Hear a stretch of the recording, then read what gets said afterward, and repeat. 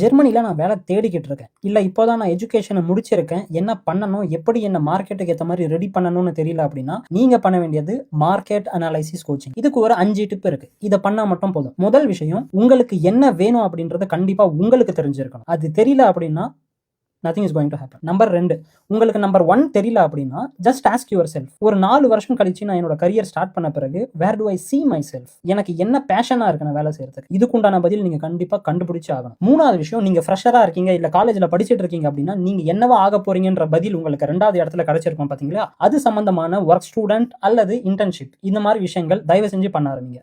4வது விஷயம், final year project or bachelor or master thesis. இது கண்டிப்பா நீங்க என்னவா ஆகணும்னு நினைக்கிறீங்களோ அதை பேஸ் பண்ணி ரிசர்ச் ஒர்க்கோட தீசிஸ் கண்டிப்பா ஏதாச்சும் பண்ணுங்க. யூனிவர்சிட்டியில தயவு செஞ்சு பண்ணாதீங்க. இண்டஸ்ட்ரி ரிலேட்டடா பண்ணுங்க. பிஹெச்டி பண்ண போறீங்க அப்படின்னா யூனிவர்சிட்டியில பண்ணிக்கலாம், நாட் எ ப்ராப்ளம். கடைசி விஷயம், மார்க்கெட்ல இருக்கிற ஜாப்ஸை ஸ்டடி பண்ண பாருங்க. சும்மா அவங்க அதை கேட்கறாங்க இதை கேட்கறாங்க என்கிட்ட இருக்குன்னு அப்ளை பண்றதை தாண்டி மார்க்கெட்ல என்ன கேட்கறாங்க, என்கிட்ட என்ன இருக்குது, இல்லாததை எவ்வளவு பெரிய டிமாண்ட்ல மார்க்கெட்ல இருக்கு, அதை நான் எப்படி அப்ஸ்கில் பண்ணிக்கலாம், எந்தெந்த சர்டிபிகேட்ஸ் பண்ண வேலிடா இருக்கும் அப்படின்றத நீங்க பண்ணீங்க அப்படின்னா you will get your dream job in Germany soon. இந்த மாதிரி உங்களுக்கு நிறைய விஷயங்கள் தேவைப்பட்டுச்சு அப்படின்னா என்னோட சேனலை மறக்காம ஃபாலோ பண்ணுங்க.